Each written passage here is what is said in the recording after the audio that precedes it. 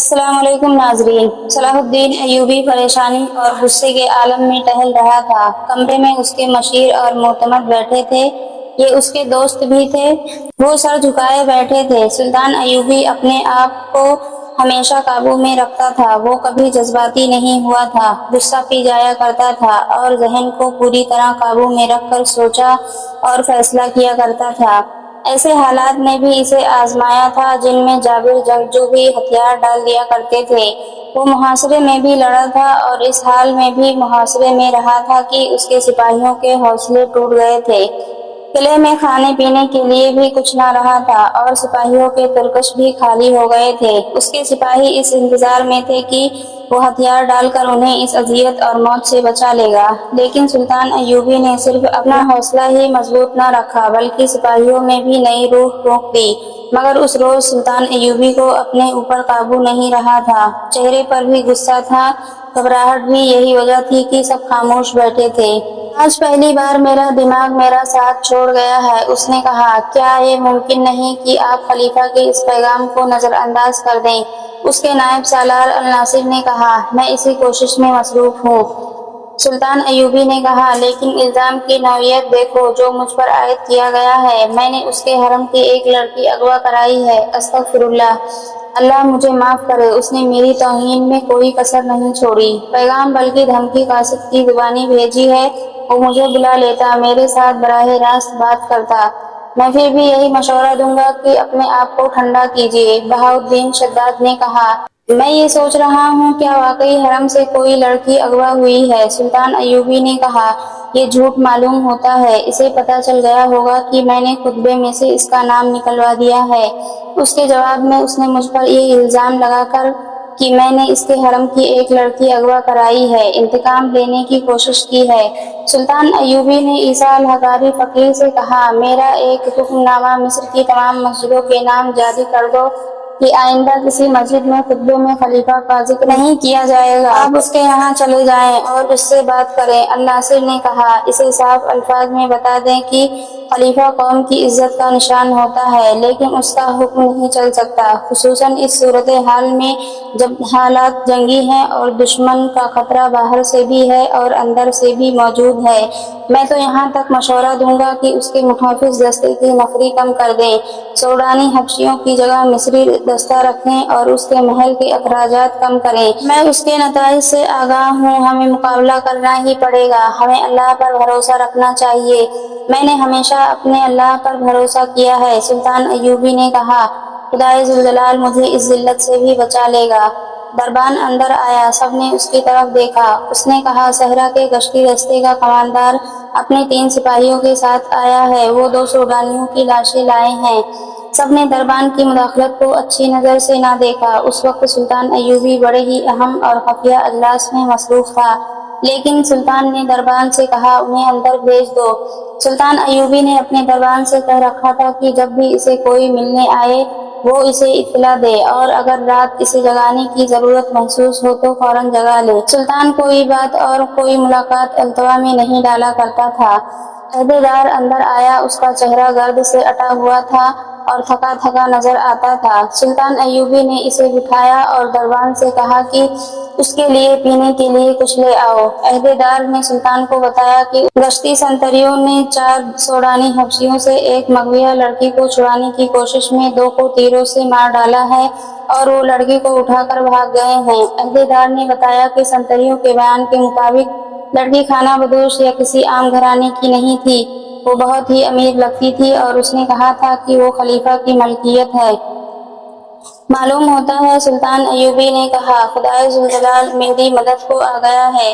وہ باہر نکل گیا۔ کمرے میں بیٹھے ہوئے سب حاکم اس کے پیچھے چلے گئے۔ باہر زمین پر 2 لاشیں پڑی تھیں، ایک لاش پیٹ کے بل تھی، اس کی پیٹھ میں تیر اترا ہوا تھا، دوسری لاش کی گردن میں تیر پیوست تھا۔ پاس 3 سپاہی کھڑے تھے، انہوں نے امیر مصر کو، جو ان کا سالار اعلیٰ بھی تھا، شاید پہلی بار دیکھا تھا۔ وہ فوجی انداز سے سلام کر کے پرے ہٹ گئے۔ سلطان ایوبی نے ان کے سلام کا صرف جواب ہی نہیں دیا بلکہ ان سے ہاتھ ملایا اور کہا، یہ شکار کہاں سے مار لائے ہو مومنو؟ اس سنتری نے جس نے چٹان سے تیر چلا کر 2 آدمیوں کو مارا تھا۔ سلطان ایوبی کو سارا واقعہ پوری تفصیل سے سنا دیا۔ کیا یہ ممکن ہو سکتا ہے کہ وہ لڑکی خلیفہ کی ہی داشتہ ہو؟ سلطان ایوبی نے اپنے مشیروں سے پوچھا۔ معلوم یہی ہوتا ہے، علی بن سفیان نے کہا۔ ان کے خنجر دیکھیے۔ اس نے 2 خنجر سلطان ایوبی کو دکھائے۔ جس وقت سپاہی واقعہ سنا رہا تھا، علی بن سفیان لاشوں کی تلاشی لے رہا تھا۔ انہوں نے سوڈان کا قبائلی لباس پہن رکھا تھا۔ کپڑوں کے اندر ان کے کمر بند تھے، جن کے ساتھ ایک خنجر تھا۔ یہ خلیفہ کے حفاظتی دستے کے خاص ساخت کے خنجر تھے۔ ان کے دستوں پر قصر خلافت کی مہریں لگی ہوئی تھیں۔ علی بن سفیان نے کہا، اگر انہوں نے یہ خنجر چوری نہیں کیے تو یہ دونوں قصر خلافت کے حفاظتی دستے کے سپاہی ہیں۔ یہ کہا جا سکتا ہے کہ لڑکی وہی ہے جو خلیفہ کے حرم سے اغوا ہوئی ہے اور اغوا کرنے والے خلیفہ کے محافظوں میں سے ہیں۔ لاشیں اٹھواؤ اور خلیفہ کے پاس لے چلو، سلطان ایوبی نے کہا۔ پہلے یقین کر لیا جائے کہ یہ واقعی خلیفہ کے محافظوں میں سے ہیں، علی بن سفیان نے کہا، اور وہاں سے چلا گیا۔ زیادہ وقت نہیں گزرا تھا کہ علی بن سفیان کے قصر خلافت کا ایک کماندار آ گیا۔ اسے دونوں لاشیں دکھائی گئیں۔ اس نے فوراً پہچان لیا اور کہا، یہ دونوں محافظ دستے کے سپاہی ہیں۔ گزشتہ 3 روز سے چھٹی پر تھے۔ ان کی چھٹی 7 دن رہتی تھی۔ کوئی اور سپاہی بھی چھٹی پر ہے؟ سلطان ایوبی نے پوچھا۔ 2 اور ہیں۔ کیا وہ ان کے ساتھ چھٹی پر گئے تھے؟ اکٹھے گئے تھے، کماندار نے جواب دیا، اور ایک ایسا انکشاف کیا جس نے سب کو چونکا دیا۔ اس نے کہا، یہ سوڈان کے ایسے قبیلے سے تعلق رکھتے ہیں جو خونخواری میں مشہور ہے۔ ان میں فرعونوں کے وقت کی کچھ رسمیں چلی آ رہی ہیں۔ یہ قبیلہ ہر 3 سال بعد ایک جشن مناتا ہے۔ یہ ایک میلہ ہوتا ہے جو 3 دن اور 3 راتیں رہتا ہے۔ دن ایسے مقرر کرتے ہیں کہ چوتھی رات چاند پورا ہوتا ہے۔ میلے میں وہ لوگ بھی جاتے ہیں جن کا اس قبیلے کے ساتھ کوئی تعلق نہیں ہوتا۔ وہ صرف عیاشی کے لیے جاتے ہیں۔ میلے میں لڑکیوں کی خرید و فروخت کے لیے باقاعدہ منڈی لگتی ہے۔ اس میلے میں سے 1 ماہ پہلے ہی ارد گرد بلکہ قاہرہ تک کے لوگ جن کی بیٹیاں جوان ہو گئی ہوں ہوشیار اور چوکس ہو جاتے ہیں۔ وہ لڑکیوں کو باہر نہیں جانے دیتے۔ ان دنوں خانہ بدوش بھی اس علاقے سے دور چلے جاتے ہیں۔ لڑکیاں اغوا ہوتی ہیں اور اس میلے میں فروخت ہو جاتی ہیں۔ یہ چاروں سوڈانی اسی میلے کے لیے چھٹی پر گئے تھے۔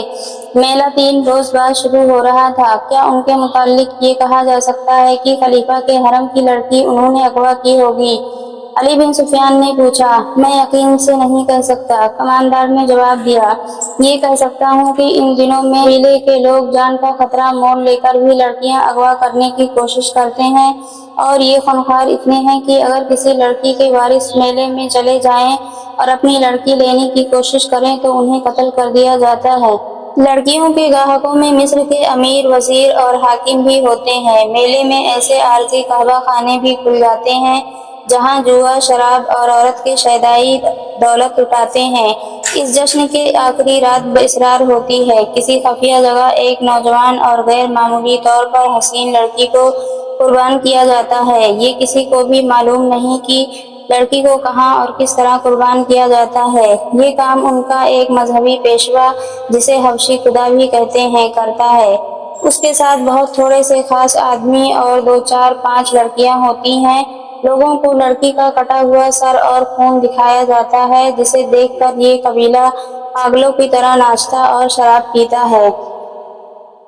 خلیفہ نے محافظ دستے کا ناک میں دم کر رکھا تھا۔ تمام تر محافظ دستہ دھوپ میں کھڑا تھا۔ سورج غروب ہونے میں کچھ دیر باقی تھی۔ اس دستے کو صبح کھڑا کیا گیا تھا۔ کماندار اور عہدیداروں کو بھی کھانے کی اجازت دی گئی تھی، نہ پانی پینے کی۔ رجب بار بار آتا اور اعلان کرتا تھا کہ لڑکی محافظوں کی مدد کے بغیر اغوا نہیں کی جا سکتی تھی۔ جس کسی نے اغوا میں مدد دی ہے وہ سامنے آ جائے، ورنہ تمہیں یہیں بھوکا اور پیاسا مار دیا جائے گا۔ اگر لڑکی خود باہر گئی ہوتی تو تم میں سے کسی نہ کسی نے ضرور دیکھی ہوتی۔ ان دھمکیوں کا کچھ اثر نہیں ہو رہا تھا۔ سب کہتے تھے کہ وہ بے گناہ ہیں۔ خلیفہ رجب کو ٹکنے نہیں دے رہا تھا۔ اس نے رجب سے کہا تھا، مجھے لڑکی کا افسوس نہیں، پریشانی یہ ہے کہ جو اتنے کڑے پہرے سے لڑکی کو اغوا کر سکتے ہیں وہ مجھے بھی قتل کر سکتے ہیں۔ مجھے یہ ثبوت چاہیے کہ لڑکی کو صلاح الدین نے اغوا کرایا ہے۔ رجب نے ہی اغوا کا بہتان سلطان ایوبی کے سر تھوپا تھا، مگر خلیفہ اسے کہہ رہا تھا کہ ثبوت لاؤ۔ رجب ثبوت کہاں سے لاتا؟ اس کی جان پر بن گئی تھی۔ وہ ایک بار پھر محافظ دستے کے سامنے گیا۔ غصے سے وہ باولا ہوا جا رہا تھا۔ وہ کئی بار دی ہوئی دھمکی ایک بار پھر دینے ہی لگا تھا کہ دروازے پر کھڑے سنتریوں نے دروازے کھول دیے اور اعلان کیا، امیر مصر تشریف لا رہے ہیں۔ بڑے دروازے میں سلطان ایوبی کا گھوڑا داخل ہوا۔ اس کے آگے 2 محافظ سواروں کے گھوڑے تھے۔ 8 سوار پیچھے تھے، ایک دائیں اور ایک بائیں تھا۔ ان کے پیچھے سلطان ایوبی کے حاکم اور مشیر تھے، ان میں علی بن سفیان بھی تھا۔ رجب نے خلیفہ کو اطلاع بھیج دی کہ سلطان ایوبی آ رہا ہے۔ رجب نے خلیفہ کو اطلاع بھیج دی کہ سلطان صلاح الدین ایوبی آیا ہے۔ سب نے دیکھا کہ سلطان ایوبی کے اس جلوس کے پیچھے 4 پہیوں والی ایک گاڑی تھی جس کے آگے 2 گھوڑے جتے ہوئے تھے۔ گاڑی پر 2 لاشیں پڑی تھیں، ایک سیدھی دوسری الٹی۔ تیر ابھی تک لاشوں میں اترے ہوئے تھے۔ ان لاشوں کے ساتھ وہ 3 چتر سوار تھے جنہوں نے ان حبشیوں کو مارا تھا۔ خلیفہ باہر آ گیا۔ سلطان ایوبی اور اس کے تمام سوار گھوڑوں سے اترے۔ سلطان ایوبی نے اسی احترام سے خلیفہ کو سلام کیا جس احترام کا وہ حقدار تھا، جھک کر اس سے مصافحہ کیا اور اس کا ہاتھ چوما۔ مجھے آپ کا پیغام مل گیا تھا کہ میں آپ کے حرم کی لڑکی واپس کر دوں۔ سلطان ایوبی نے کہا، میں آپ کے 2 محافظوں کی لاشیں لایا ہوں، یہ لاشیں مجھے بے گناہ ثابت کر دیں گی اور میں حضور کی خدمت اقدس میں یہ گزارش کرنا ضروری سمجھتا ہوں کہ صلاح الدین ایوبی آپ کی فوج کا سپاہی نہیں ہے۔ جس خلافت کی آپ نمائندگی کر رہے ہیں وہ اس کا بھیجا ہوا ہے۔ خلیفہ نے صلاح الدین ایوبی کے تیور بھانپ لیے۔ اس فاطمی خلیفہ کا ضمیر گناہوں کے بوجھ سے کراہ رہا تھا۔ وہ سلطان ایوبی کی باروق اور پرجلال شخصیت کا سامنا کرنے کے قابل نہیں تھا۔ اس نے سلطان ایوبی کے کندھے پر ہاتھ رکھ کر کہا، میں تمہیں اپنے بیٹوں سے زیادہ عزیز سمجھتا ہوں۔ صلاح الدین اندر آؤ، میری حیثیت ابھی ملزم کی ہے۔ سلطان ایوبی نے کہا، مجھے ابھی صفائی پیش کرنی ہے کہ میں اغوا کا ملزم نہیں ہوں۔ خدائے ذوالجلال نے میری مدد فرمائی ہے اور 2 لاشیں بھیجی ہیں۔ یہ لاشیں بولیں گی نہیں، ان کی خاموشی اور ان میں اترے ہوئے تیر گواہی دیں گے کہ صلاح الدین ایوبی اس جرم کا مجرم نہیں ہے جو قصر خلافت میں سرزد ہوا ہے۔ میں جب تک اپنے آپ کو بے گناہ ثابت نہ کر لوں گا اندر نہیں جاؤں گا۔ وہ لاشوں کی طرف چل پڑا۔ خلیفہ کھنچا ہوا اس کے پیچھے پیچھے گیا۔ تھوڑی دور 400-450 نفری کا محافظ دستہ کھڑا تھا۔ سلطان ایوبی نے لاشیں اٹھوا کر اس دستے کے سامنے رکھ دی اور بلند آواز سے کہا، 8 سپاہی آگے آؤ اور لاشوں کو دیکھ کر بتاؤ کہ یہ کون ہیں۔ یہ لاشیں بولیں گی نہیں، ان کی خاموشی اور ان میں اترے ہوئے تیر گواہی دیں گے کہ صلاح الدین ایوبی اس جرم کا مجرم نہیں ہے جو قصر خلافت میں سرزد ہوا ہے۔ میں جب تک اپنے آپ کو بے گناہ ثابت نہ کر لوں گا اندر نہیں جاؤں گا۔ وہ لاشوں کی طرف چل پڑا۔ خلیفہ کھنچا ہوا اس کے پیچھے پیچھے گیا۔ تھوڑی دور 400-450 نفری کا محافظ دستہ کھڑا تھا۔ سلطان ایوبی نے لاشیں اٹھوا کر اس دستے کے سامنے رکھ دیں اور بلند آواز سے کہا، 8 سپاہی آگے آؤ اور لاشوں کو دیکھ کر بتاؤ کہ یہ کون ہیں۔ پہلے کماندار اور عہدیدار آئے۔ انہوں نے لاشیں دیکھ کر ان کے نام بتائے اور کہا، یہ ہمارے دستے کے سپاہی تھے۔ ان کے بعد 8 سپاہی آئے۔ انہوں نے بھی لاشوں کو دیکھ کر کہا کہ یہ ان کے ساتھی تھے۔ 8 اور سپاہی آئے اور پھر 8 اور آئے۔ اس طرح 8 سپاہی آتے رہے اور بتاتے رہے کہ یہ لاشیں ان کے فلاں فلاں ساتھیوں کی ہیں۔ صلاح الدین خلیفہ نے کہا، میں نے مان لیا ہے کہ یہ لاشیں قصر خلافت کے 2 محافظوں کی ہیں۔ میں اس سے آگے سننا چاہتا ہوں کہ انہیں کس نے ہلاک کیا ہے۔ صلاح الدین نے دشتی سنتری سے جس نے انہیں ہلاک کیا تھا کہا کہ اپنا بیان دہرائے۔ اس نے سارا واقعہ خلیفہ کو سنا دیا۔ وہ ختم کر چکا تھا تو سلطان ایوبی نے خلیفہ سے کہا، لڑکی میرے پاس نہیں لائی گئی، وہ سوڈانی حبشیوں کے میلے میں فروخت ہونے کے لیے گئی ہے۔ خلیفہ کھسیانا ہوا جا رہا تھا۔ اس نے سلطان ایوبی سے کہا کہ وہ اندر چلے۔ سلطان ایوبی نے اندر جانے سے انکار کر دیا اور کہا، میں اس لڑکی کو زندہ یا مردہ برآمد کر کے آپ کے حضور حاضر ہی دوں گا۔ ابھی میں اتنا ہی کہوں گا کہ حرم کی ایک ایسی لڑکی کا اغوا جو تحفے کے طور پر آئی تھی اور جو آپ کی منقوہ بیوی نہیں داشتہ تھی، میرے لیے ذرہ بھر اہمیت نہیں رکھتی۔ خداوند تعالیٰ نے مجھے اس سے اہم فرائض سونپے ہیں۔ میری پریشانی یہ نہیں کہ ایک لڑکی اغوا ہو گئی ہے۔ خلیفہ نے کہا، اصل پریشانی یہ ہے کہ اس طرح لڑکیاں اغوا ہونے لگیں تو ملک میں قانون کا کیا حشر ہوگا اور میری پریشانی یہ ہے کہ سلطنت اسلامیہ اغوا ہو رہی ہے۔ سلطان ایوبی نے کہا، آپ زیادہ پریشان نہ ہو، میرا شعبۂ سراغ ثانی لڑکی کو برآمد کرنے کی پوری کوشش کرے گا۔ خلیفہ سلطان ایوبی کو ذرا پرے لے گیا اور کہا، صلاح الدین، میں ایک عرصے سے دیکھ رہا ہوں کہ تم مجھ سے کھنچے کھنچے رہتے ہو۔ میں نجم الدین ایوب سلطان ایوبی کے والد محترم کا بہت احترام کرتا ہوں، مگر تمہارے دل میں میرے لیے ذرہ بھر احترام نہیں ہے، اور مجھے آج بتایا گیا ہے کہ جامع مسجد کے خطیب امیر العالم نے یہ گستاخی کی ہے کہ خطبے سے میرا نام ہٹا دیا ہے۔ مجھے رجب نے بتایا ہے کہ میں اسے اس گستاخی کی سزا دے سکتا ہوں۔ میں تم سے پوچھنا چاہتا ہوں کہ اس نے تمہاری شرح پر تو ایسا نہیں کیا؟ میری شرح پر نہیں کیا، میرے حکم پر اس نے خلیفہ کا نام خطبے سے حذف کیا ہے۔ سلطان ایوبی نے کہا، صرف آپ کا نام نہیں بلکہ ہر اس خلیفہ کا نام خطبے سے ہٹا دیا گیا ہے جو آپ کے بعد آئے گا اور جو اس کے بعد آئے گا۔